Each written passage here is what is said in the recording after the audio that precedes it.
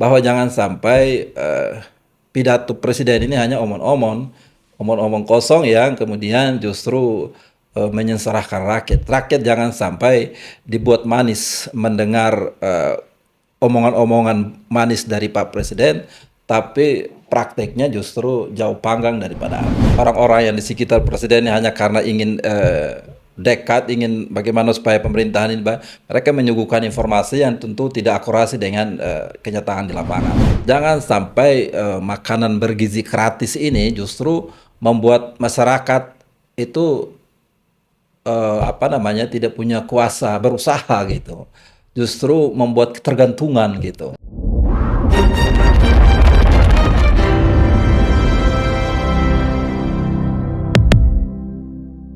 Beberapa hari terakhir, Presiden Prabowo Subianto dalam pidatonya banyak mengkritik tentang praktek ekonomi neolib yang kemudian merugikan negara ratusan triliun yang kemudian juga sudah pasti menyengsarakan rakyat. Dalam hal ini melalui sudut pandang pasal 33 Undang-Undang Dasar 1945, kita akan berbincang dan melihat lebih dalam apakah kemudian pasal ini sudah terimplementasikan dengan konkret. Hadir bersama kita Bang Dr. Ismail Rumadan. Apa kabar, Bang? Alhamdulillah, sehat Alhamdulillah. selalu. Alhamdulillah. Gimana kabar? Alhamdulillah baik juga. Sehat. Akhirnya ketemu di sini, Bang. Ya, Ya. jodoh yang mempertemukan kita ke sini. Ya. Ya Bang, pasal 33 ini kan sebentar lagi Indonesia merdeka ke 80 tahun. Ya. Apakah kemudian ini sudah terimplementasikan dengan konkret ataukah bagaimana menurut Abang? Baik, terima kasih atas kesempatan diskusi pada sore ini. Tentu sangat senang sekali Ya. hadir di podcast ini menyampaikan informasi-informasi yang wajib diketahui oleh masyarakat, terutama mengupas soal konstitusi yang menjadi komitmen kita bersama. Ya. Negara harus bekerja atas dasar konstitusi dan aturan hukum, siapapun, terutama presiden gitu. Maka Pak Presiden kalau pidato tentu referensinya adalah konstitusi dan aturan hukum. Kalau pidato di luar konstitusi itu sangat mengkhawatirkan juga kalau dalam tataran prakteknya gitu. Tentu pidato Pak Prabowo itu beliau sangat paham betul ya, apalagi beliau seorang, kalau mau dilihat dari kacamata biologis, beliau ideologi sosialis ya. Kita kenal Pak Prabowo ini seorang sosialis. Iya. Karena background bapak beliau kan dikenal sebagai Nah, kaitannya dengan pasal 33, tentu rancangannya adalah bagaimana pemanfaatan terhadap sumber daya alam ini diperuntukkan untuk sebesar-besarnya kesejahteraan rakyat. Negara diberikan hak monopoli dalam mengelola sumber daya alam, baik di atas, di laut maupun di bawah bumi, diperuntukkan untuk kesejahteraan masyarakat. Nah, konsep yang diusung dalam konstitusi ini tentu berlandaskan pada yang namanya ideologi Pancasila ya. Mengakui bahwa sumber daya alam adalah karunia dari Allah Subhanahu wa taala, sehingga negara turut mengelola. Kan negara diberikan hak menguasai dalam arti bukan memiliki gitu. Menguasai dalam arti menata, mengelola supaya peruntukannya jelas. Tolak ukurnya adalah kesejahteraan rakyat. Iya. Jadi kalau bicara apakah pasal 33 ini sudah efektif secara implementatif, tentu tolak ukurnya dari kesejahteraan rakyat. Ada nggak efek dari penguasaan sumber daya alam ini terhadap kesejahteraan rakyat? Itu yang menjadi soal. Ya. Apa kemudian Abang sudah melihat bahwa kesejahteraan rakyat itu sudah terwujud? Dan apakah Presiden Prabowo ini memiliki komitmen yang kuat atas pasal 33 ini? Baik, tentu kalau tolak ukurnya kesejahteraan rakyat, maka sangat jauh ya dari sisi ukuran efektif tidaknya pasal 33 ini. Secara konkret di wilayah misalnya yang memiliki sumber daya alam. Banyak daerah yang memiliki sumber daya alam yang melimpah, tapi kemudian daerah itu miskin. Ya. Tidak punya akses kepada ekonomi yang layak, bahkan hasil riset terakhir saya di Halmahera. Halmahera itu kan sumber daya alam melimpah dari tambang nikel, bahkan ada juga emas dan segala macam. Ya. Nah, dua kabupaten yang punya sumber daya alam tambang yang sangat besar, di sekitar wilayah itu justru ada mahasiswa yang tidak mampu bayar SPP. Penunggakannya sampai puluhan miliar di Universitas Hairun Ternate. Jadi kalau kita mengukur dari sisi efektif dalam tataran lebih teknis, maka itu belum efektif sama sekali. Nah, oleh karena itu, pidato Pak Presiden yang sungguh sangat memahami kenapa sampai ketimpangan itu terjadi adalah efek dari monopoli, terutama peruntukan pengelolaan sumber daya alam ini justru lebih dimonopoli oleh yang namanya kaum kapitalis itu. Ya. Maka sangat tepat pidato Pak Presiden berkaitan dengan hegemoni kaum kapitalis dalam konteks penguasaan sumber daya alam di Indonesia. Ya, artinya kita bisa melihat bahwa komitmen presiden ini harus terimplementasikan lebih kuat lagi begitu. Apalagi yang kita kenal sekarang kan Bang, banyak Presiden Prabowo mengumumkan tentang ekonomi kerakyatan. Ya kan ya. Tapi di sisi lain saat ini dengan ambisi program strategi nasional yaitu hilirisasi, meminjam dari hasil riset Abang di Halmahera, ternyata sangat belum cukup untuk menghasilkan atau berdampak pada kesejahteraan rakyat. Artinya Abang apakah melihat industri hilirisasi atau ekstraktif ini adalah salah satu bisa kita sebut optimisme kita untuk melihat bahwa industri ekstraktif ini akan diarahkan untuk menghadirkan kesejahteraan rakyat sebagaimana yang ada dalam pasal 33 ini. Ya, jadi tentu itu tolak ukur atau batu ujinya ya. Batu uji dari konsep Pak Presiden Prabowo dalam pidatonya itu, ya kita tahu bahwa Pak Presiden ini pidatonya sangat berapi-api gitu. Yeah. Tapi tidak sampai di situ gitu. Tentu yang diinginkan masyarakat adalah bagaimana implementasi dari pidato. Konsep yang disampaikan melalui pidato berapi-api itu soal peruntukan sumber daya alam ini untuk kesejahteraan masyarakat. Nah, ukuran dari sisi implementatif ini kan harus kita lihat dari sisi bagaimana kebijakan pemerintah dalam tataran implementasinya soal penguasaan, pengelolaan, dan peruntukan sumber daya alam ini sendiri gitu. Ya. Ada kebijakan hilirisasi yang kemudian secara konsep bahwa kepentingan hilirisasi ini agar supaya pengelolaan pemanfaatan sumber daya alam ini bisa berdampak kepada kesejahteraan rakyat. Yeah. Kalau tambang itu diolah di dalam negeri, maka bahkan sampai ke tidak diekspor dalam konteks produk mentah, tapi diekspor atau dijual dalam bentuk jadi, tentu proses sampai ke produk yang jadi itu kan membutuhkan banyak tenaga kerja, banyak keterlibatan masyarakat dalam konsep itu. Tapi apa yang terjadi saat ini tentu ini harus kita telah ulang atau mereview ulang soal hilirisasi ini. Justru ya banyak yang saya temukan, jangankan masyarakat, ada perusahaan-perusahaan pertambangan nasional saja bisa mengeluh soal kebijakan hilirisasi yang dibarengi dengan larangan ekspor misalnya gitu.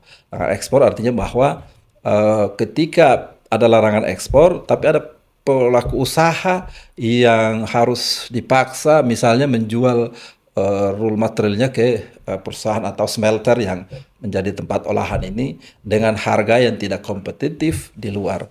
Sehingga tentu kebijakan ini harus dikaji ulang, ditata ulang supaya tepat sasaran. Jadi pada akhirnya sebenarnya kebijakan hilirisasi ini menguntungkan kapitalis juga. Ya, kalau dilihat hari ini dalam tataran pelaksanaan justru menguntungkan perusahaan-perusahaan besar yang kemudian yang memiliki smelter itu gitu. Karena perusahaan-perusahaan atau pelaku usaha yang lain yang tidak memiliki smelter itu harus menjual dengan harga yang di bawah, misalnya harga patokan di luar sana. Ya, tapi Abang melihat tidak bahwa dalam arah pembangunan ekonomi Prabowo ini melalui hilirisasi ini ada arah yang kemudian nanti terimplementasikan yang disebut ekonomi kerakyatan itu? Ya, jadi tentu perjalanan pemerintahan Prabowo ini baru setahun gitu. Ya. Tapi kan dalam konteks memprediksi itu kan sah-sah saja gitu. Iya. Tolak ukurnya kan berangkat dari kebijakan dan regulasi. Ya. Gitu.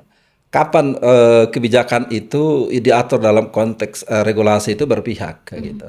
Nah hari ini kan masih belum terlihat secara konkret. Kita tahu bahwa misalnya penguasaan izin tambang dan segala macam itu kan masih dominasi perusahaan-perusahaan Ya.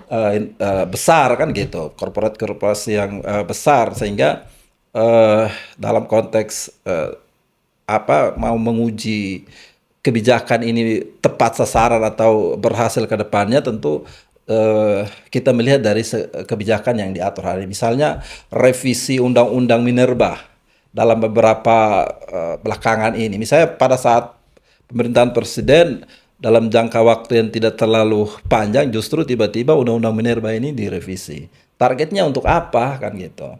Nah, kalau menurut kajian kita sebenarnya targetnya adalah memberikan keleluasan bagi pemilik modal besar untuk bagaimana mengelola izin tambang ini. Ya, dan artinya bahwa sejauh ini berarti kita belum bisa melihat Bapak Prabowo ini punya keberpihakan yang kuat untuk mengimplementasikan yang namanya ekonomi kerakyatan atau pasal 33 ini. Karena terakhir Bang, ada data dari Jatam, di 35 pulau kecil itu ada izin pertambangan keluar itu 195 izin tambang. Ya. Nah, ini banyak mengakibatkan persoalan agraria, Ya, konflik lingkungan agraria seluruh. terjadi, kemudian hak-hak masyarakat adat yang kemudian terlanggar. Bagaimana Bang melihat hal ini? Ya, faktanya seperti itu. Makanya lagi-lagi kalau pidato presiden oke. Tapi dalam tataran teknis bagaimana caranya supaya pidato itu bisa terimplementasi dengan baik, tepat, sesuai dengan arah tujuan konstitusi tadi, tentu ukurannya di sana gitu. Banyak izin yang dikeluarkan yang semestinya tidak di wilayah itu tidak boleh dan tidak layak tambang, tapi kemudian diizinkan Ya. untuk melakukan aktivitas. Dan itu tidak hanya soal bagaimana siapa yang memiliki izin dan segala macam, tapi kemudian soal dampak lingkungan dan sosial. Ini sangat fatal berdampak. Saya menemukan beberapa data di Halmahera itu bagaimana, tapi itu kasus sebelumnya itu, bagaimana mendesain tata ruang supaya wilayah di sana itu masuk dalam lingkup kawasan wilayah usaha pertambangan, wilayah izin pertambangan. Nah itu dampaknya sangat luas. Akhirnya terjadi banyak kerusakan lingkungan dan hak-hak masyarakat tadi terhadap eksistensi hak atas tanah adat, hak atas kehidupan yang layak itu justru tergerus dan istilahnya dampaknya sangat besar terhadap kondisi sosial masyarakat di sana. Apakah ini bisa kita sebut bahwa pidato-pidato presiden itu hanya sebuah emosional saja, Ya, basa-basi saja? pada akhirnya masyarakat punya penilaian seperti itu, bahwa jangan sampai pidato presiden ini hanya omong-omong kosong yang kemudian justru menyengsarakan rakyat. Rakyat jangan sampai dibuat manis mendengar omongan-omongan manis dari Pak Presiden, tapi prakteknya justru jauh panggang daripada api. Ya, ya. Dan gini, dari hilirisasi program strategis nasional lainnya ini kan ada food estate, Ya. swasembada pangan, dan deforestasi besar-besaran 70% hari ini terjadi di Papua. Ya kan, dan di situ juga banyak hak masyarakat adat yang terlanggar. Ya. Sebenarnya hal-hal seperti ini dari sisi hukum itu seperti apa, Bang? Apakah ada pelanggaran-pelanggaran yang sangat fundamental dari sudut pandang hukum yang kemudian dilakukan oleh negara? Satu hal yang menjadi catatan ya, bahwa setiap kebijakan strategis nasional itu juga harus dievaluasi ulang. Terutama misalnya beberapa waktu lalu kita diributkan dengan proyek strategis nasional yang ada di PIK 2 sana itu. Oke, di PIK 2. Nah, itu sebenarnya satu rentetan kebijakan yang dibungkus dengan proyek strategis nasional.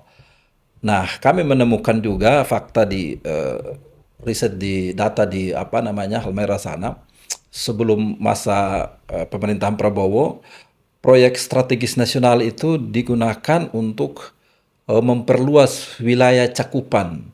Bahkan dalam sesi diskusi dengan beberapa kelompok di sana, mereka menyatakan bahwa misalnya mereka mengkampling wilayah, daerah, tanah atau hak-hak masyarakat yang diperluas sehingga hak-hak masyarakat itu hilang, itu mengatasnamakan proyek strategis nasional.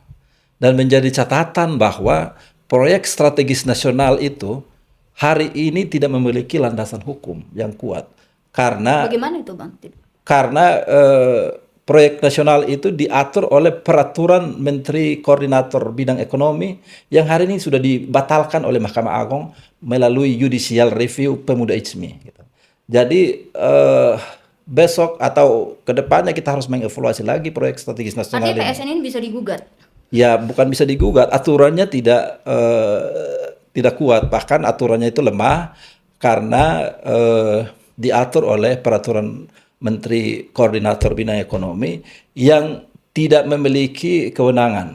Gitu. Dia tidak punya legitimasi hukum berarti. Atau Artinya delegasi kewenangan dari aturan yang di atas kepada Menko itu tidak ada. Tiba-tiba dia mengeluarkan peraturan Menko untuk mengatur yang namanya proyek strategis nasional itu. Include di dalamnya adalah PIK 2. bisa Yang disebut inkonstitusional. ya inkonstitusional karena hari ini normanya sudah dibatalkan melalui uji review di Mahkamah Agung. Sehingga perlu untuk kita evaluasi lagi dan kita ingin menyampaikan kepada Presiden supaya kita dukung proyek strategis nasional tapi harus berlandaskan aturan yang tegas, aturan yang kuat sehingga tidak menabrak hak-hak masyarakat bahkan tidak menabrak konstitusi sekalipun. Ya, dan di dalam peraturan terkait izin-izin itu undang-undang tentang PSN ini kan dia memudahkan izin-izin proyek strategis nasional yang kemudian sekarang menyebabkan banyak konflik. Apakah ini juga bisa kita sebut itu rentetan persoalan dari bangunan hukum atau kebijakan di negara ini yang ternyata tidak melihat rakyat sebagai objek pembangunan, goals utama Iya. gitu. Gimana tuh, Bang? Iya, memang hari ini yang terjadi seperti itu. Kepentingan tadi kapitalis itu dibungkus dengan yang namanya proyek strategis nasional. Makanya kita harus pertanyakan dulu proyek strategis nasional itu seperti apa? Keberpihakannya apakah kepada masyarakat? Peruntukannya apakah kepada kepentingan masyarakat ataukah kepada kapitalis tadi? Sehingga pidato Pak Prabowo ini tentu harus dievaluasi lagi soal dominasi kapitalis dalam konteks penguasaan sumber daya alam yang berdampak luas terhadap kemiskinan dan kemiskinan struktural di Ya. daerah. Dari proyek strategis nasional, hal-hal yang paling fundamental apa yang kemudian harus direvisi, Bang, agar ini bisa merapihkan? Karena saat ini kan dia berdampak destruktif justru Ya. bagi berbagai macam sektor. Pertama yang perlu di review ulang adalah tujuan dari proyek strategis nasional itu. Baik. Tujuannya apakah memang benar-benar berdampak bagi kesejahteraan masyarakat atau tidak. Kemudian secara teknis, kita kan biasa ya Pak Presiden kan ngomong dalam konteks konsep, tapi kemudian lemah dalam tataran teknis. Teknis dalam arti sebenarnya bahwa proyek strategis ini siapa yang menguasai, siapa yang mengelola, siapa di balik proyek strategis nasional itu. Sehingga hasil akhir dari proyek strategis nasional ini bukan untuk kemanfaatan bagi masyarakat, tapi kemanfaatan bagi korporasi yang di dalamnya ya berhimpun kelompok-kelompok kapitalis tadi itu. Ya. Gitu. Dan dalam pidatonya Presiden terakhir itu di Kongres PSI, dia meyakini bahwa saat ini kemiskinan Indonesia itu turun. Padahal di sisi lain World Bank melaporkan kemiskinan kita 65, sekian persen. Apakah kemudian sebenarnya Bapak Presiden ini hanya membaca angka yang dilaporkan tapi tidak cukup memahami realita di lapangan? Sehingga kok rasa-rasanya optimismenya yang dibangun itu optimisme yang Ya. tidak realistis. Bagaimana Bang melihatnya? Ya seharusnya Presiden harus meng-cross check data dengan fakta di lapangan. Jangan sampai menerima data yang kita kan punya pengalaman ya, Ya. bahwa orang-orang yang di sekitar Presiden hanya karena ingin dekat, ingin bagaimana supaya pemerintahan ini, mereka menyuguhkan informasi yang tentu tidak akurasi dengan kenyataan di lapangan. Oleh karena itu tentu angka kemiskinan itu bukan angka yang harus diramal ya kan, Iya, iya, tapi iya. angka yang harus faktual. Dia Iya. harus related dengan kondisi faktual di lapangan. Ya kita sendiri sudah merasakan bahwa memang hari ini tingkat daya beli masyarakat bahkan kemampuan untuk menjangkau ekonomi yang layak bagi masyarakat itu sangat sulit hari ini dirasakan. Ya, dan apa namanya, kita berbicara kesejahteraan rakyat nih, Pak. Kita jump in ke hal lain bahwa saat ini kan Presiden selalu menyampaikan Indonesia gelap itu tidak. Ya. Ya kan, Indonesia itu terang, ya kan, selalu membangun optimisme itu. Kita jump in ke Koperasi Merah Putih, Bang. Nah, saat ini kan Koperasi Merah Putih ini sudah dibuka kurang lebih berapa juta, 70 juta sekian Ya. yang sudah diklaim, 70.000, maaf, 70.000 diklaim sekian. Nah, dari sisi Abang melihat ini, apakah kemudian ini betul-betul bisa menghadirkan kesejahteraan bagi rakyat? Baik, tentu Presiden sangat memahami ya konsep bagaimana cara dan strategi untuk meningkatkan kesejahteraan masyarakat gitu. Nah, sehingga pidato Presiden selalu menawarkan hal yang optimis. Bahkan apa tadi ungkapan Indonesia gelap, Iya, tentu iya. itu bagian dari optimisme, membangun optimisme tadi. Toh Presiden juga seharusnya misalnya menerima saran atau kritik dari kelompok masyarakat yang menyatakan bahwa Indonesia hari ini gelap karena masyarakatlah yang sesungguhnya merasakan gitu. Iya. Kalau sebagai seorang presiden kan tidak mampu merasakan bagaimana jerit rasa sakitnya masyarakat ini kan gitu. Oleh karena itu sisi kritis dari masyarakat itu perlu menjadi pertimbangan juga. Tapi kemudian kita juga harus apresiasi terhadap optimisme presiden dengan langkah membangun koperasi merah putih yang menyebar di seluruh wilayah Indonesia ini. Tentu itu sebuah langkah yang bagus, tapi kemudian harus diperkuat dengan teknis, bagaimana mekanisme strategi teknis di lapangan ini gitu. Karena banyak sekali juga masyarakat masyarakat justru menilai ini proyek yang hanya bombastis gitu karena Populis saja. iya populis saja karena konsep taktisnya tidak jelas gitu Iya. sehingga beberapa hari yang lalu ada kasus di Jawa sana habis peresmian kemudian masyarakat membubarkan bahkan koperasinya sendiri tutup. Ini menjadi catatan faktual bagi Pak Presiden untuk mengatur secara teknis di lapangan supaya membangun koperasi ini benar-benar bisa terwujud dan bisa dirasakan. Yang intinya adalah bagaimana melibatkan semua masyarakat. Kan konsep koperasi seharusnya kan berangkat dari keinginan masyarakat. Iya, betul. Bersekutunya masyarakat dengan konsep gotong royong, membangun sebuah korporasi dengan kerjasama atas asas gotong royong tadi, kerjasama tadi, sehingga membuka sebuah usaha, bidang usaha. Nah, kelemahannya adalah akses ke permodalan gitu. Ya. Nah, hari ini pemerintah memperkasa itu dengan memperkuat modal itu. Ini kan sesuatu yang bagus gitu. Sehingga konsep teknisnya seperti apa, ini yang harus pemerintah harus mengkaji dan bahkan bila perlu membuat peta jalan bagaimana supaya Koperasi Merah Putih ini bisa terlaksana dengan baik. Di Pemuda ISMI sendiri punya konsep untuk peta jalan Koperasi Merah Putih itu untuk memperteguh kementerian bangsa itu sendiri. Oke, tapi apakah Abang melihat dalam praktek koperasi desa atau kelurahan Merah Putih ini juga pada akhirnya akan memberikan ruang bagi para pemodal besar dan masyarakat kecil itu susah untuk masuk menjadi bagian karena terlanggar juga tuh falsafah atau semangat utama dari Koperasi Merah Putih. Ya, di setiap kebijakan, di setiap program, setiap proyek itu pasti melibatkan banyak pihak. Terutama jangan dikira bahwa sebuah kebijakan yang baik itu tidak ada celah bagi orang-orang yang mau menyalahgunakan kebijakan itu. Tentu pasti banyak gitu.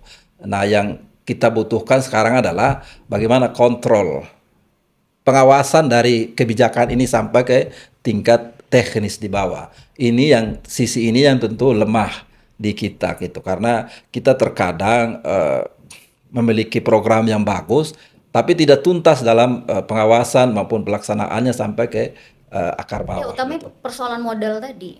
Persoalan modal ini kan dia butuh modal yang tidak Ya. kecil. Artinya pasti akan melibatkan pihak ketiga. Apakah ini kemudian juga ruang juga yang sebenarnya memberikan kesempatan bagi para pemodal besar yang pada akhirnya ya neolib juga. Konsep ekonomi kerakyatan lagi-lagi hanya sekedar basa-basi atau seperti apa. Ya makanya konsep koperasi ini kan bagian dari apa namanya konsep sosialis yang menjadi antitesa terhadap neolib tadi gitu. Sehingga ini perlu kita juga dukung supaya konsep koperasi merah putih ini benar-benar ditegakkan agar ini menjadi apa bagian dari apa istilahnya ada kompetitor lah, jangan sampai neolib ini menguasai full kan gitu. Kita tentu tidak bisa juga menghilangkan yang namanya konsep neolib ini ya kan Tapi gitu. secara aturan sebenarnya memberikan ruang itu loh Bang. Secara aturan bahkan jenis-jenis usahanya di dalam aturan kementerian itu sudah diatur kan. Diatur secara detail. Ya, Ya, nah itu yang jadi soal yang harus kita kritisi. Jangan sampai masyarakat juga tidak punya kebebasan, ya, karena tidak KUD punya kan pilihan. sebelumnya gagal. Ya, Operasi usaha desa nih. masyarakat tidak punya pilihan, tidak punya ini justru koperasi ini hanya sebagai alat, misalnya gitu, Ya. sebagai alat untuk mengeruk modal dari sana gitu. Rakyat hanya dijadikan sebagai objek yang kemudian keuntungannya justru bukan ke rakyat tapi ke pemilik modal lagi. Sama dengan makanan bergizi juga begitu. Pengadaan piring saja orang debu. Nah, itu.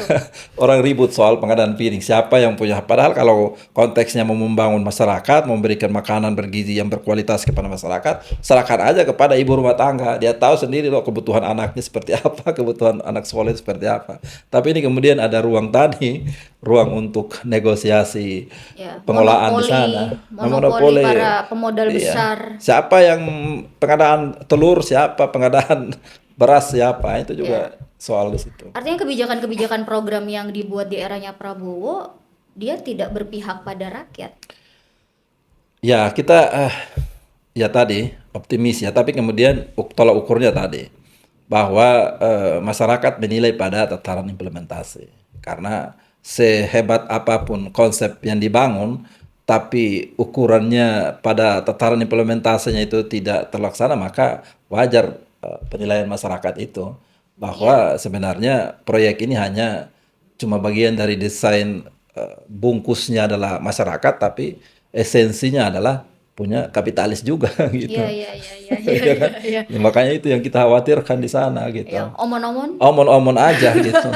Kan bahkan kita punya ini ya konsep yang harus kita yakini kebenarannya bahwa satu orang atau orang yang mengklaim diri sebagai orang baik ya kan, Ya. orang yang beriman kan tidak sebatas omon. Ya. Bahwa nilai keimanan seseorang itu kan tidak atas dasar omon-omon. Ya. Tapi harus dibuktikan secara nyata, implementatifnya apa. Nah, di situ baru ukuran.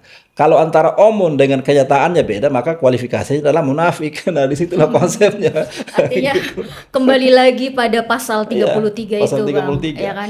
Semestinya negara ini sudah kalau pasal 33 itu tidak terwujud, maka boleh dikatakan pemerintah mengelola negara ini sudah gagal gitu. Ya. Apakah sebenarnya negara ini sudah punya kedaulatan untuk mengelola seluruhnya? Kalau melihat dari sudut pandang aturan hukum di Indonesia saat ini, apakah kebijakan hukum atau produk-produk hukum yang dibuat itu sudah menempatkan negara punya kedaulatan yang lebih besar? Kita ngeliat kebijakannya aja dulu deh, implementasinya ini kan carut marut nih. Iya. Tapi tatanan hukumnya, apakah sudah menempatkan negara itu sebagai orang yang bisa mengendalikan pembangunan nasional, atau justru lagi-lagi ternyata tatanan hukum Indonesia kita ini berpihak pada kapitalis, pemilik modal, atau gimana tuh Bang? Iya, itu yang jadi tolak ukur sejauh mana negara ini berdaulat atas sumber daya alam, kekayaan alamnya itu sehingga bisa memberikan manfaat sebagaimana tujuan konstitusi itu adalah sebesar-besarnya bagi kemakmuran rakyat. Bahkan kita pernah dengar atau pernah baca konsepnya Soekarno soal Soekarno pernah bilang bahwa biarkan sumber daya alam kita itu tertanam di dalam bumi kita sampai anak cucu kita bisa mengelolanya sendiri. Ya. Nah, itu soal kedaulatan gitu. Jangan sekali-kali memberikan ruang bagi kelompok kapitalis untuk mengelolanya gitu. Ya, Nah, tapi hari secara ini aturan terjadi. gimana?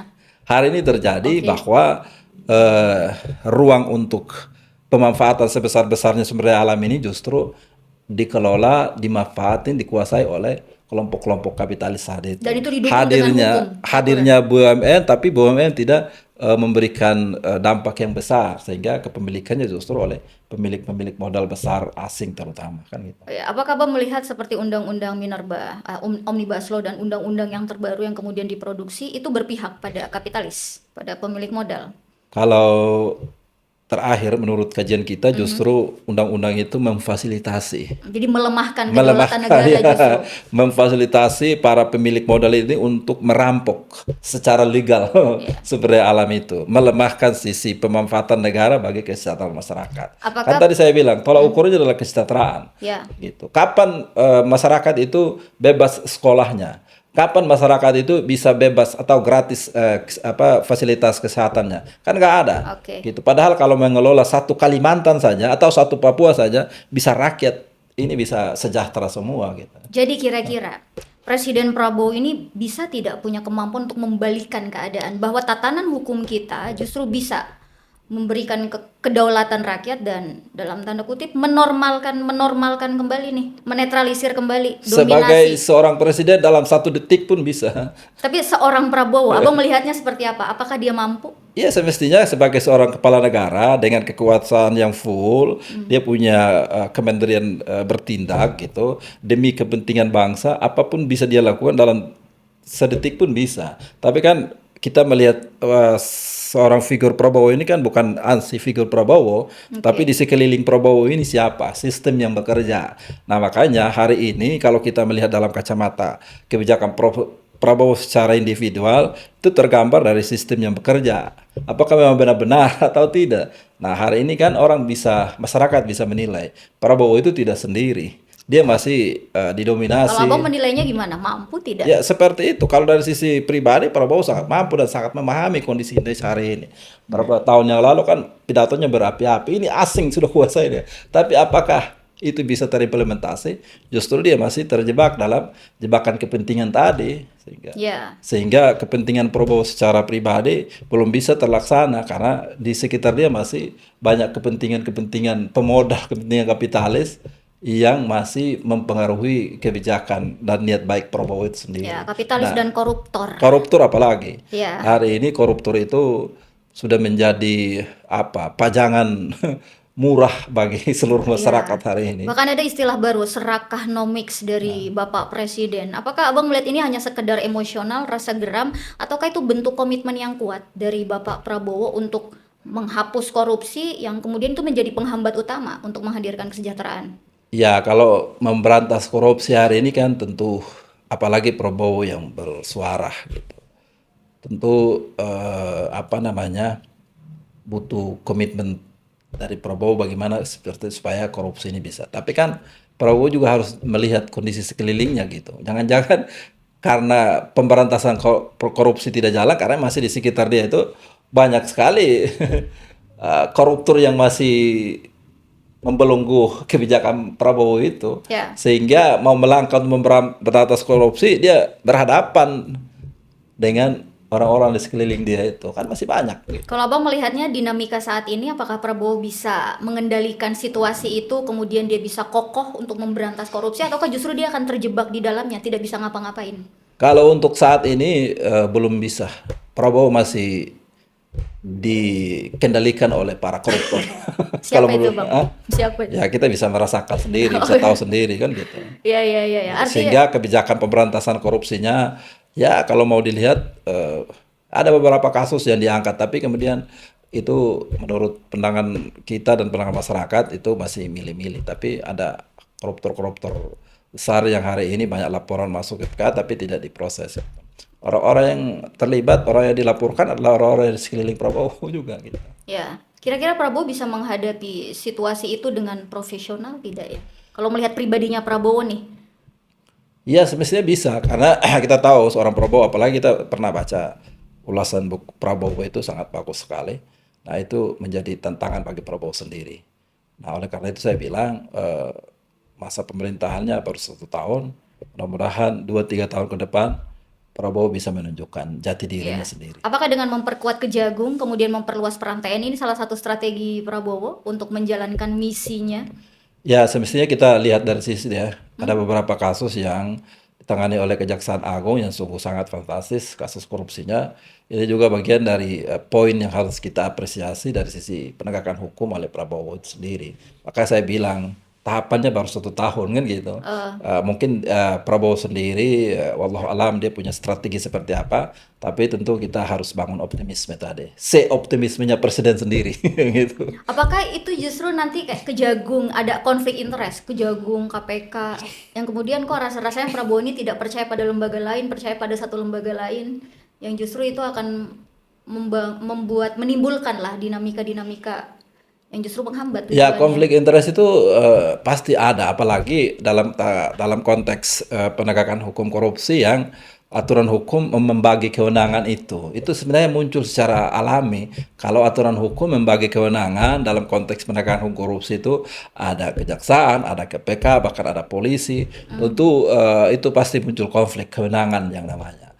Nah, dari situ tentu kalau Prabowo mau komitmen terhadap penegakan hukum korupsi misalnya, dia harus memberikan satu kepercayaan full kepada satu instansi yang permanen ya gitu. Misalnya kejaksaan. Jaksa Agung lah serahkan aja lah supaya jangan ada dualisme kewenangan itu Itu gitu. gimana dong dengan KPK? Ya bubarkan aja kalau memang KPK tidak efektif gitu kan. Abang lebih percaya pada Kejagung? Ya, karena dia institusi yang resmi, institusi yang permanen, yang kemudian harus diperkuat. Kan munculnya komisi-komisi ini kan antitesa terhadap lemahnya proses penegakan hukum.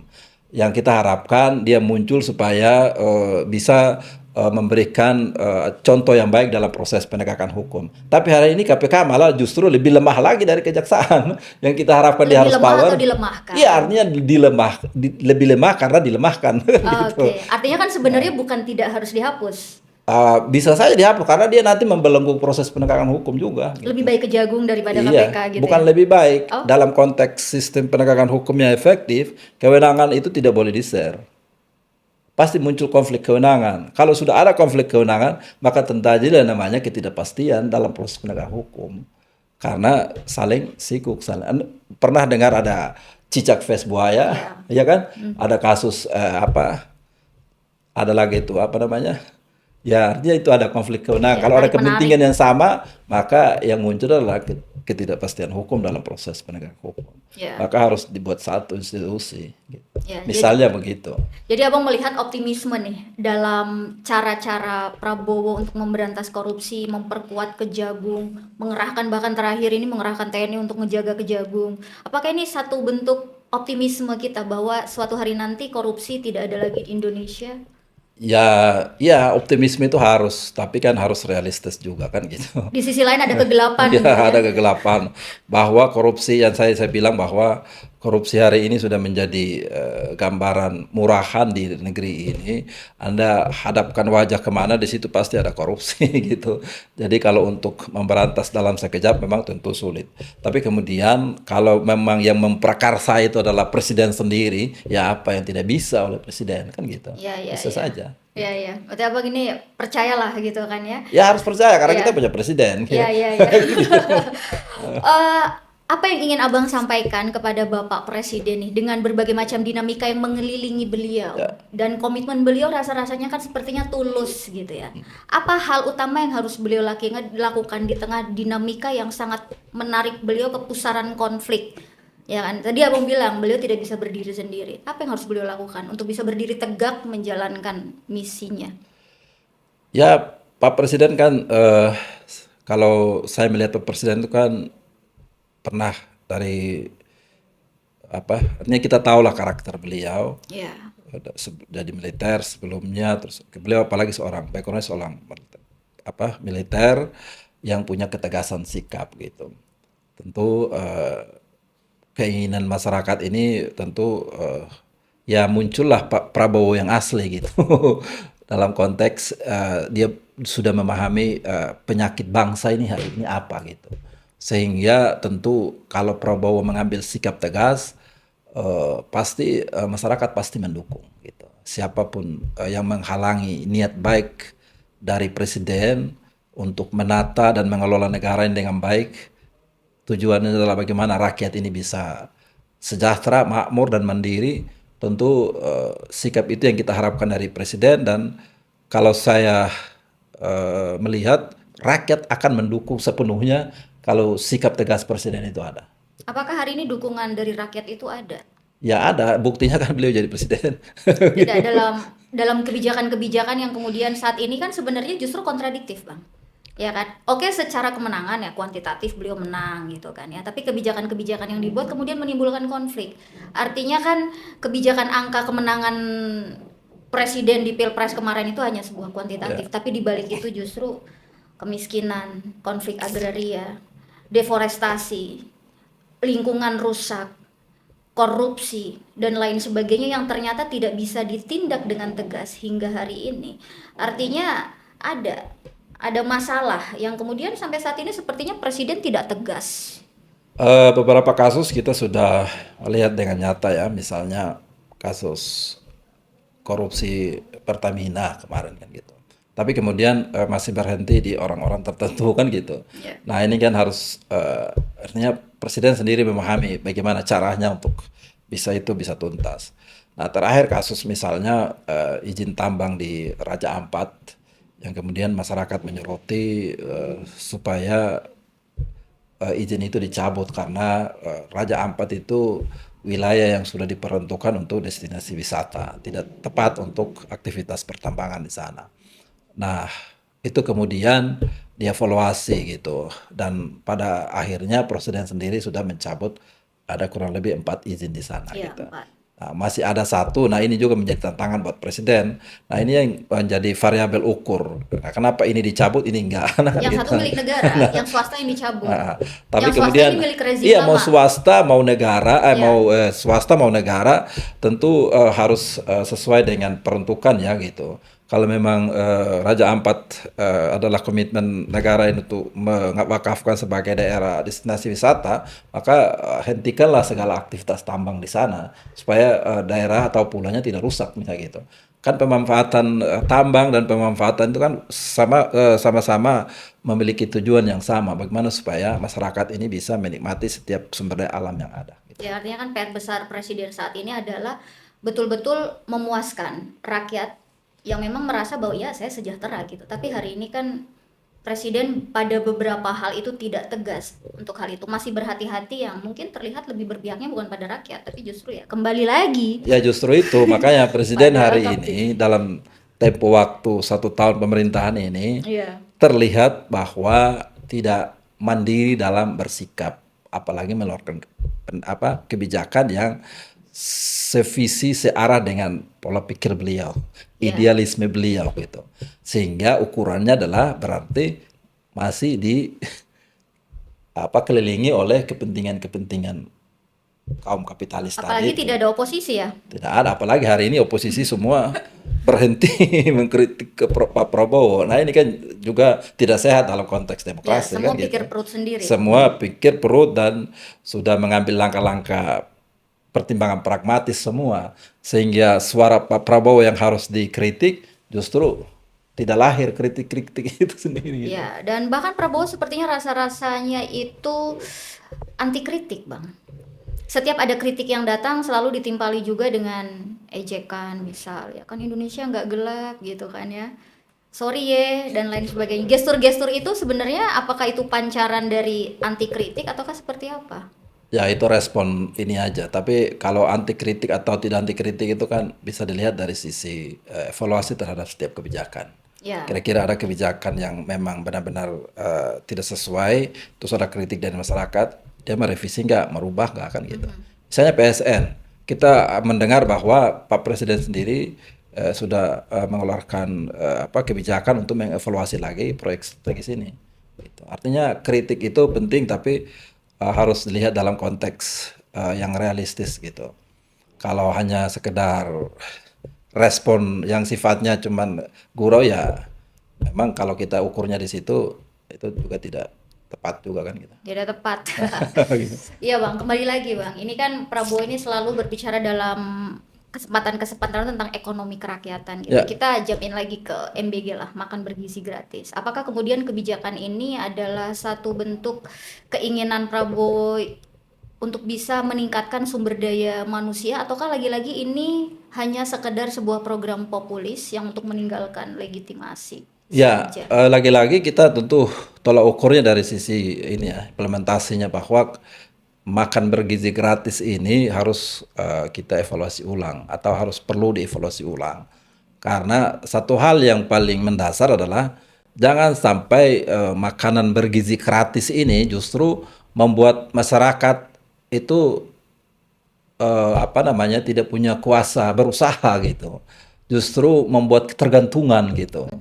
Karena proses pendidikan apalagi dalam tahapan pendidikan pada level SD, SMP, SMA itu adalah proses pendidikan yang harus melatih mahasiswa atau siswa itu harus mandiri gitu. Ya. Bagaimana cara dia belajar dan grade dirinya supaya dia itu bisa mandiri. Nah, sekarang dia dikasih makan gratis, akhirnya pola pikirnya cuma datang ke sekolah supaya makan gratis. Ini kan sebuah proses pembodohan yang terstruktur. Iya. Jangan sampai masuk ke sana. Artinya Nah, Abang melihat bahwa MBG ini hanya cara negara untuk ngasih makan aja, tidak ya, ada nilai-nilai lebih ya daripada sepertinya program MBG. seperti itu. Berarti Saya harus tak dihapus khawatirkan, saja, Bang. Hapus saja program MBG ini. khawatirkan jangan sampai masyarakat menjadi tergantung. Nah, Kan konsep ya kalau kita bicara konsep kapitalis tadi, lawannya kan sosialis.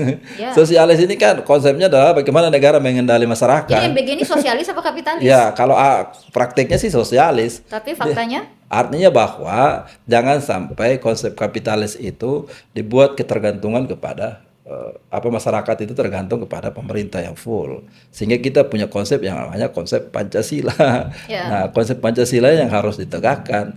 Jangan sampai MBG ini antitesa dari konsep kapitalis tadi. Kalau sekedar seperti itu, apakah lebih baik MBG dihapus saja? Ya, Karena dihapus. udah ada yang ngurusin juga sebenarnya. Dihapus sih enggak, tapi di-grade Bagaimana programnya supaya benar-benar itu bermutu dan berkualitas gitu. Bagaimana tuh, Bang? Ya misalnya gini, untuk menggerakkan, alasannya kan untuk menggerakkan ekonomi level bawah gitu. Ibu-ibu Ya, rumah salah tangga supaya satunya. bergerak gitu. Modalnya dikasih aja ke ibu-ibu apa kan di setiap majelis taklim kayak ya kan gitu supaya membuat masakan itu sesuai dengan gizi mutu bahkan memanfaatkan sumber daya lokal di wilayah daerah itu kan banyak Artinya di bisa Ambon iya bersinergi dengan Koperasi Merah Putih. Koperasi Merah Putih di Ambon diseramkan ikannya berkualitas daripada makan telur lebih beli ikan dari nelayan kan gitu Iya. kasih makan itu anak-anak supaya gizinya tambah gitu itu berkualitas ini datangin tender telur aja dari mana siapa yang gitu. Ya, ya. Artinya ini seperti hanya memberikan makan kepada masyarakat tapi tidak ada nilai Ya. lebih. Dan sebenarnya kan sudah ada BKKBN, Kemensos, Menkes, yang lainnya juga sebenarnya mengurusi program yang tujuannya sama dengan Sama. MBG. Jadi itulah kita sesalkan ketika ada kementerian yang secara teknis bisa melaksanakan itu tidak diperkuat justru melahirkan lembaga lain.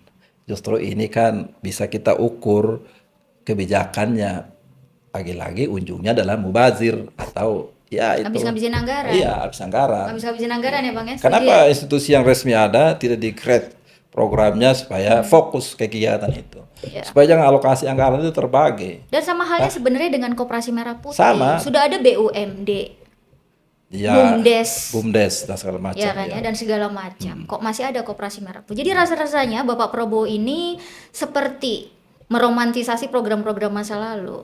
Ya kan, koperasi, makan bergizi gratis di eranya Soeharto juga. Ya makanya harus ada. dievaluasi lagi kebijakan Iya ini kan? sehingga apa yang menjadi visi Pak Prabowo ini benar-benar terimplementasi tepat sasaran dan kemudian bisa diukur secara efektif.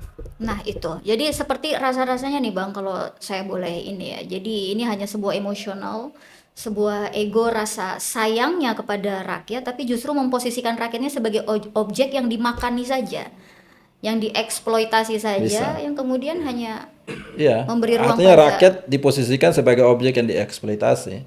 Bahwa udah saya kasih makan gratis, apa keinginan saya you harus turut. Bisa gitu ya kan ujung-ujungnya bisa penilaian seperti itu gitu. Iya. Ya padahal yang kita inginkan kan lebih dari itu. Bahwa makanan bergizi gratis. Tentu gizinya ada terus masyarakat punya daya jangkau untuk bisa menikmati makanan itu dengan ya. Dan pada akhirnya Prabowo akan sama juga dengan presiden-presiden sebelumnya. bisa saja orang punya Ya pandangan seperti itu, karena apalagi Prabowo masih menempel kekuasaan sebelumnya kan gitu. Hari ini Nah, kan masih ada gitu. Sehingga penilaian itu sah-sah saja dan itu wajar. Karena sampai hari ini kekuasaan sebelumnya masih mendominasi ya di kabinet saja kan masih banyak. Kebijakannya juga sama. dan hilirisasi PSN dan lain Ya, sebagainya ini kan kelanjutan. program warisan. Warisan yang Kalau harus berkelanjutan rasa-rasanya juga ini warisan, ya, diwariskan, harus dilakukan. Gitu, Bang. ya amanah dari pemerintahan sebelumnya bahwa setiap kebijakan yang sudah dilaksanakan harus tetap diteruskan oleh Apakah itu wajar? ya Hubungan antara Prabowo dan Jokowi dalam pemerintahan masih ada pengaruh-pengaruh. Apakah itu wajar, Bang? ya wajar kalau kita bicara dalam tataran setiap kebijakan atau program itu kan ada yang jangka pendek, ada yang jangka panjang, Ya. ya kan? Tentu kalau program jangka panjang dari sisi 10 tahun, 25 tahun itu kan tidak bisa dilaksanakan oleh satu rezim pemerintahan. Tentu harus berkelanjutan. Oleh karena itu, Pak Presiden Prabowo tentu harus mengevaluasi setiap program itu, mana kualifikasinya jangka pendek yang harus dihentikan, apalagi itu mau bazir misalnya gitu kan, dan mana yang jangka panjang harus diteruskan juga. Nah, maka itu sudah menjadi aturan bahwa presiden selanjutnya harus jalan sehingga evaluasi terkait dengan keberhasilan program itu bisa diukur gitu. Kalau misalnya presiden baru naik mengubah semua kebijakan yang sebelumnya kan itu juga salah juga kan gitu. Jangan sampai ya itu mubazir dan boros akhirnya kita tidak mengalami peningkatan dari sisi pengembangan kualitas program semua itu gitu. Ya, ya, ya, ya, ya, ya. Artinya lagi-lagi presiden ini harus tegas Harus gitu. tegas, butuh Ya, ketegasan. Sebagai seorang jenderal kan harus butuh ketegasan. ya. Jangan sampai Jangan omon-omon. omon-omon. Apalagi apa loga-loga orang. Iya, dari semua persoalan itu Bang, kembali lagi pada pasal 33. Sebenarnya konsep kesejahteraan, kemakmuran rakyat dalam pandangan Abang ini seperti apa? Jadi kesejahteraan dalam konteks konstruksi konstitusi itu adalah rakyat yang memiliki akses terhadap semua fasilitas layanan umum gitu. Rakyat bukan soal apa ukuran besar kecilnya perolehan angka misalnya keuangan misalnya gitu atau pendapatan ekonomi, tapi kemudian rakyat itu butuh kan sekolah itu kan tanggung jawab negara gitu. Ya, Iya kan? Nah, kenapa kemudian rakyat juga harus dibebani gitu? Karena negara harus mencerdaskan kehidupan bangsa ini kan gitu. Maka rakyat harus akses terhadap pendidikan yang murah dan berkualitas gitu. Hari ini kan enggak. Ada pendidikan murah tapi tidak berkualitas misalnya justru gitu. dipotong anggarannya Iya, justru. justru itu ada pemotongan misalnya gitu. Demikian juga akses terhadap kesehatan gitu. Negara juga harus memberikan layanan kesehatan gratis bagi masyarakat. Justru hari ini masyarakatlah yang membayar biaya kesehatan sendiri dalam model skema BPJS itu. BPJS itu kan bukan keuangan yang lahir dari tanggung jawab negara, Justru tapi mengklasifikasikan miskin kaya, nah, ya kan motivasinya juga. pelayanannya. Dan uangnya adalah iuran masyarakat itu sendiri. Ya. Jadi ukuran variabel kesejahteraan itu ada semua. Masih Ada. jauh dong berarti kita ini Bang. Sangat jauh gitu. Sehingga ini butuh komitmen tegas dari pemerintah. Kalau pemerintahnya tidak tegas, harapan itu menjadi semakin jauh dan semakin hilang. Ya. Gitu. Sangat, ya, ya, ya. Artinya lagi-lagi nih Bang, Prabowo butuh banyak dukungan sebenarnya. Tapi di tengah hari ini yang kemudian koalisi yang justru membuat beliau terjebak, ya kan Ya, ya?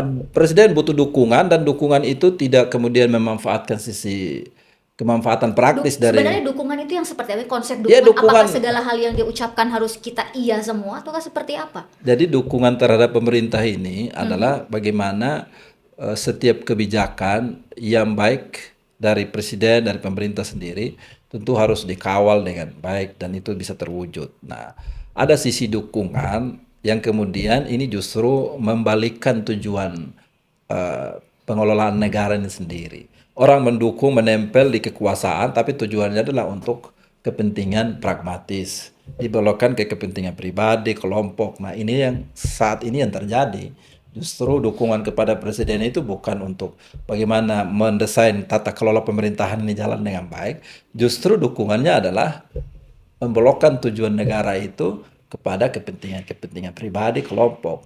Sehingga akumulasi-akumulasi modal tadi itu justru diperuntukkan untuk yaitu oligarki dan kapitalis tadi. Justru dukungan pemerintah untuk membangun kesejahteraan yang baik bagi masyarakat itu justru tidak ada misalnya gitu. Ya, kira-kira Prabowo saat ini terkungkung nggak sih Bang? Dalam kondisi yang seperti tadi Abang jelaskan. Ya hari ini Susah nampak gerak seperti kiri itu, kanan. hari ini nampak seperti itu. Ada beberapa kondisi yang sulit. Bahkan terakhir Prabowo menilai semua timnya bekerja dengan baik kan Ya. gitu. Berarti optimisme yang dibangun presiden ini hanya semu.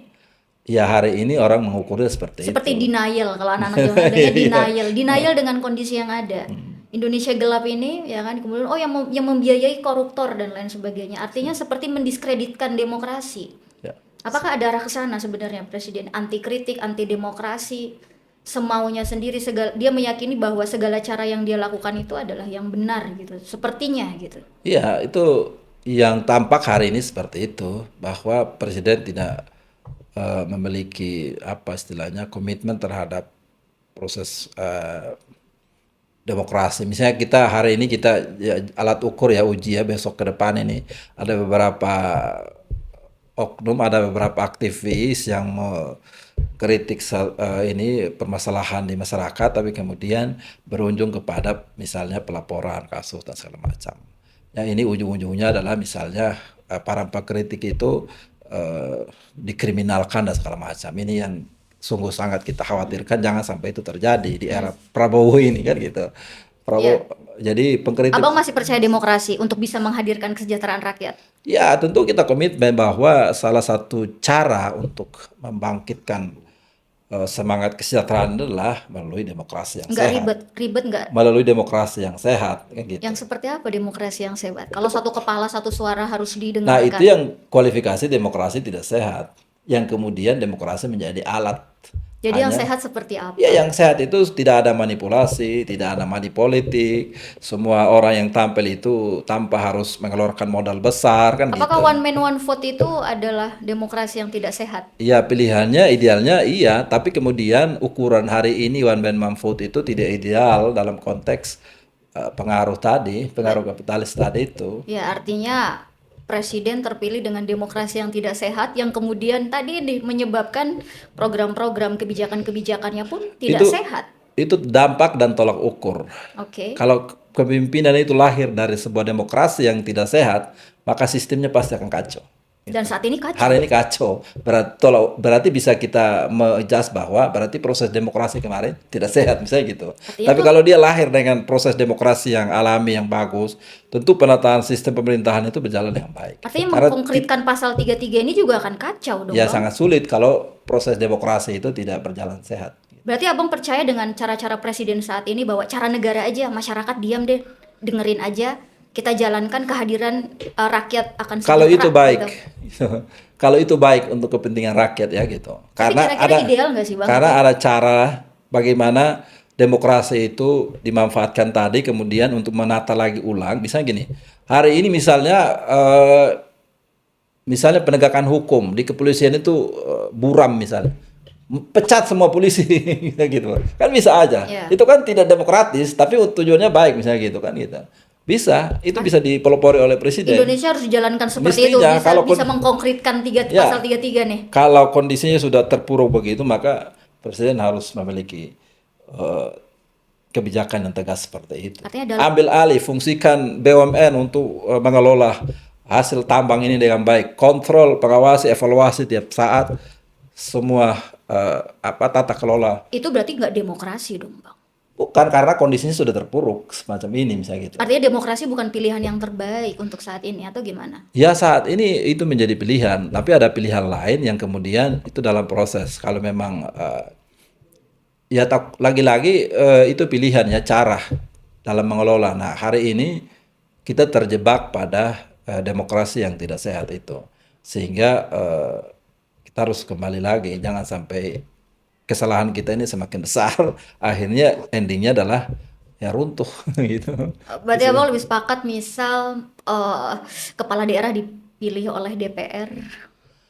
Ini kan mempersempit ruang one man one vote yang kemudian bisa mencederai Ya, hal-hal yang sebenarnya substantif. kalau kita bicara akar persoalan gitu kan, Iya, demokrasi ini sebenarnya harus dilihat dari akar persoalan tadi. iya, Kembali ke soal pendidikan gitu. Karakter, membangun generasi SDM yang baik itu seperti apa gitu. iya, Model apapun pilihannya, kalau kualitas SDM-nya itu tidak kuat, maka akan rusak juga iya. gitu. Mau pilihan langsung, mau pilihan di DPR, kalau kapasitas sumber daya alamnya itu tidak tangguh, tidak kuat, maka sistem apapun yang kita pilih tetap rapuh Iya, karena gitu. kita berbicara mengelola bumi, air, dan Itu kekayaan. Artinya amanah segala gitu. hal harus kita Iya. Karena ini bersihkan. amanah gitu. Kalau SDM-nya tidak amanah, rusak semua. Ini bukti bahwa SDM kita tidak amanah. Visi misi kepala pemerintahan kampanye di daerah tapi datang ke Jakarta sokok-sokok untuk dapat suara. Dari mana kita bicara konsep ideal? Kan gak ada. Artinya kan kita harus memformulasikan kembali dong Ya, jadi memang demokrasi kita. eh, memang ada dua ini ya mekanisme kontrol terhadap proses demokrasi. Kita kontrol sistemnya, kita kontrol SDM-nya gitu. Ya. Karena sistem dan SDM ini harus seirama gitu. Dan SDM kita belum seirama dengan Belum seirama, demokrasi. semua terjebak pada kepentingan pragmatis. Dan itu sebenarnya menjebak negara Semua kita menjadi middle middle. income. Justru di bawah lagi.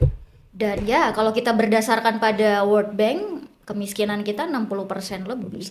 Artinya masih jauh. Itu hasil riset yang sesungguhnya harus menjadi pegangan buat Pak Tapi Presiden. Presiden denial loh, Bang. Hah? Denial.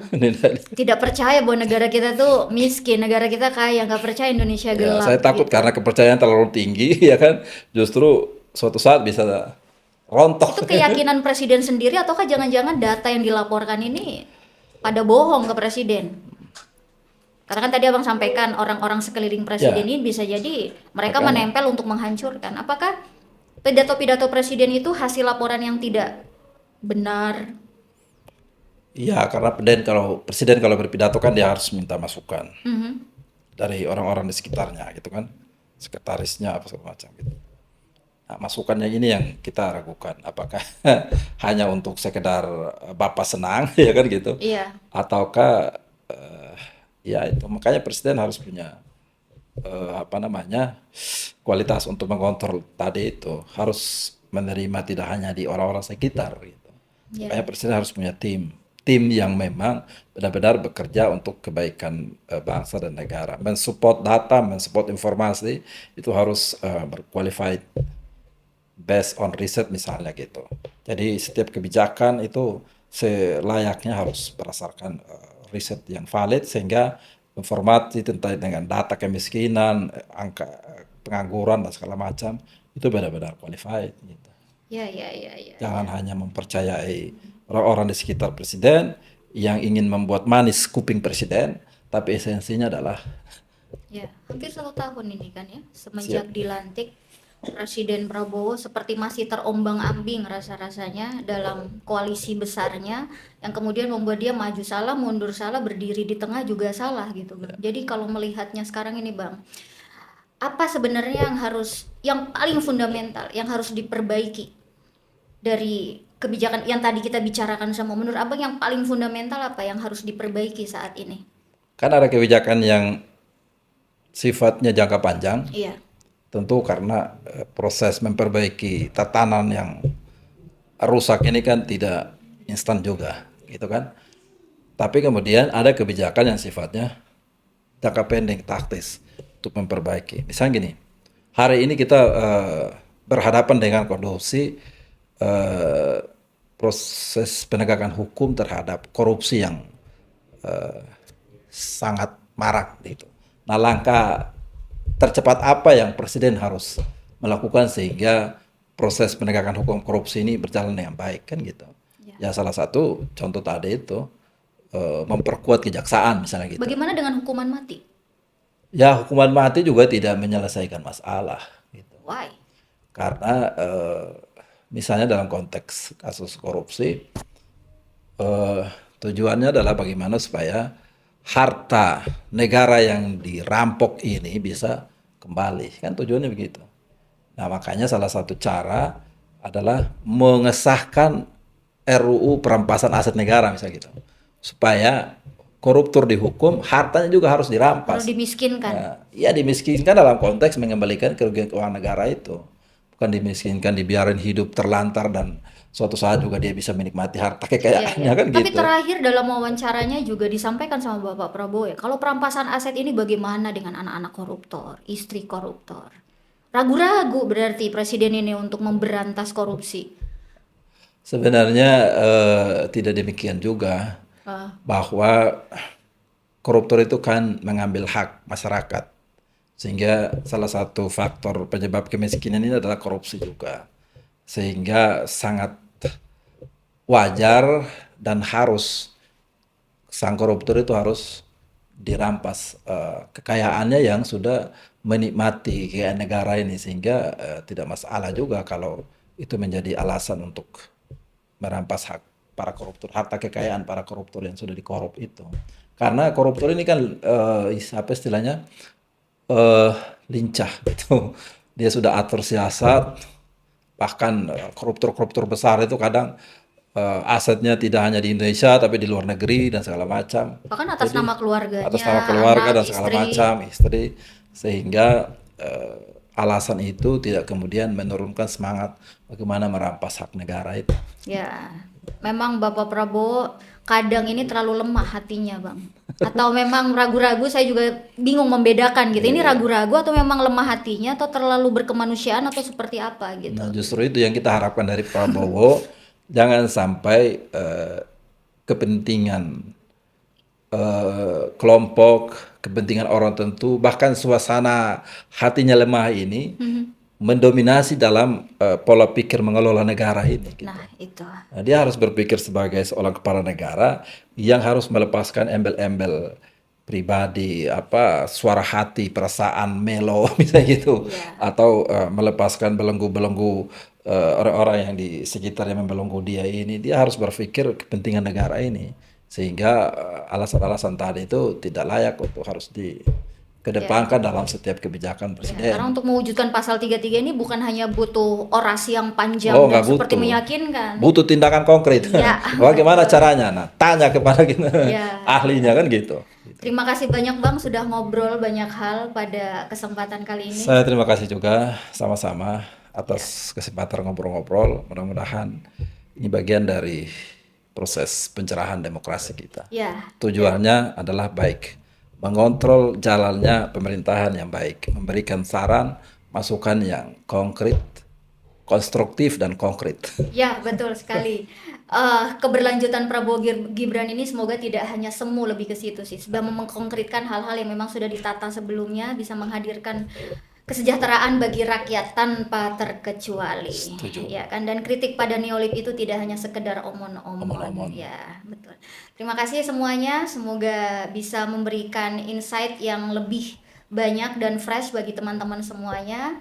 Terima kasih sekali lagi. Billahi taufik wal hidayah. Wassalamualaikum warahmatullahi wabarakatuh. Waalaikumsalam warahmatullahi wabarakatuh. Salam sukses selalu.